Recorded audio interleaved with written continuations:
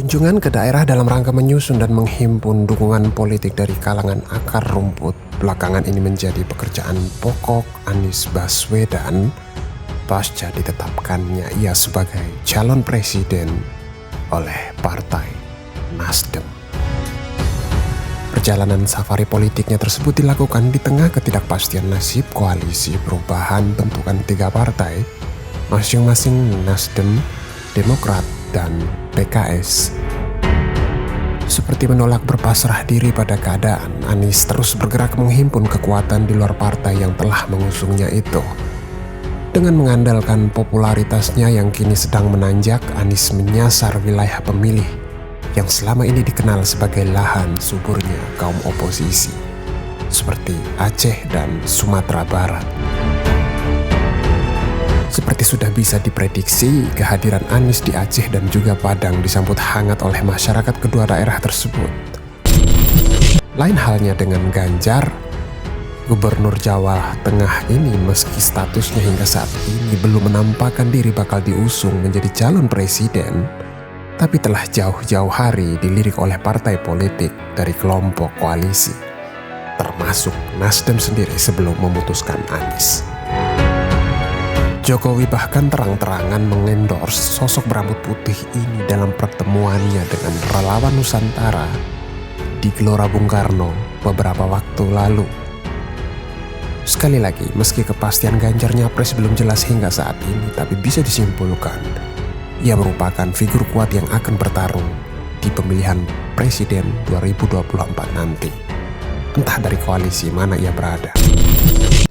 Baik Anies maupun Ganjar, kedua sosok ini sebenarnya memiliki kesamaan yang jarang diketahui publik. Nah, soal politik akan menghimpunnya untuk Anda. Apa saja kesamaan dari Anies Baswedan dan Ganjar Pranowo, bakal calon presiden yang digadang-gadang bertarung di pemilihan presiden 2024.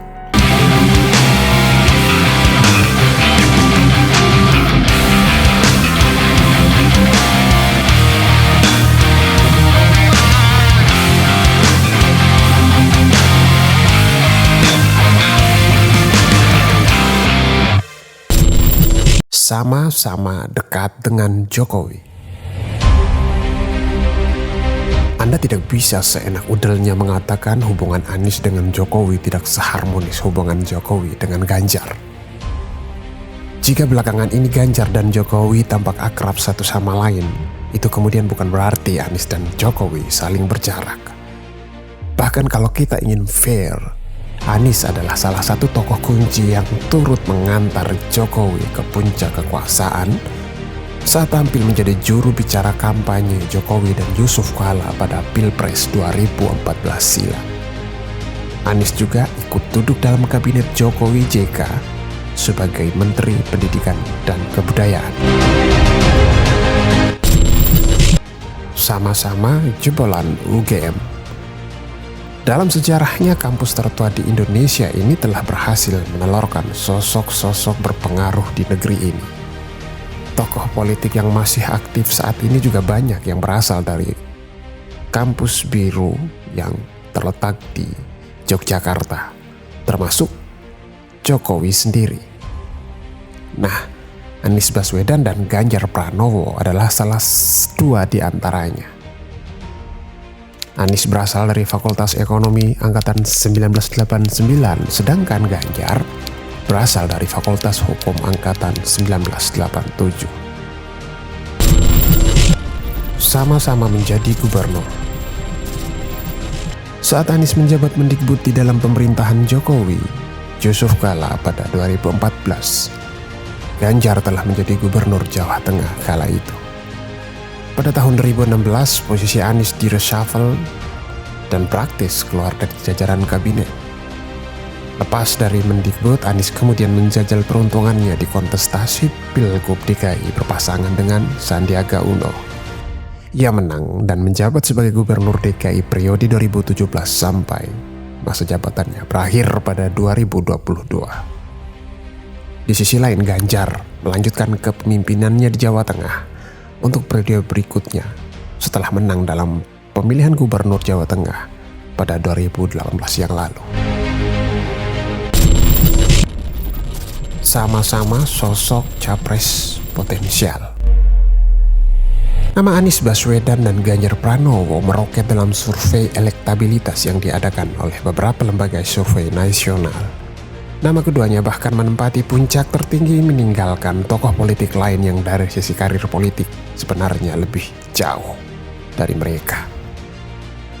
Popularitas Anies dan Ganjar digadang-gadang bakal saling bertempur di Pilpres 2024 nanti. Untuk Anies sendiri, ia telah ditetapkan sebagai capres oleh Partai Nasdem. Sedangkan Ganjar Pranowo hingga saat ini masih belum direstui partainya sendiri, PDI Perjuangan. Meski partai lain sudah lama mengincarnya. Baik Anies maupun Ganjar sebenarnya memiliki kelebihan yang dibutuhkan bangsa ini. Pengalaman dan kerja mereka selama ini tentu saja menjadi catatan penting untuk mengukur siapa sosok yang benar-benar pantas untuk menduduki kursi presiden selanjutnya. Pemimpin yang tepat adalah hasil dari pemilih yang cerdas. Bukan begitu, guys? Komentar Anda.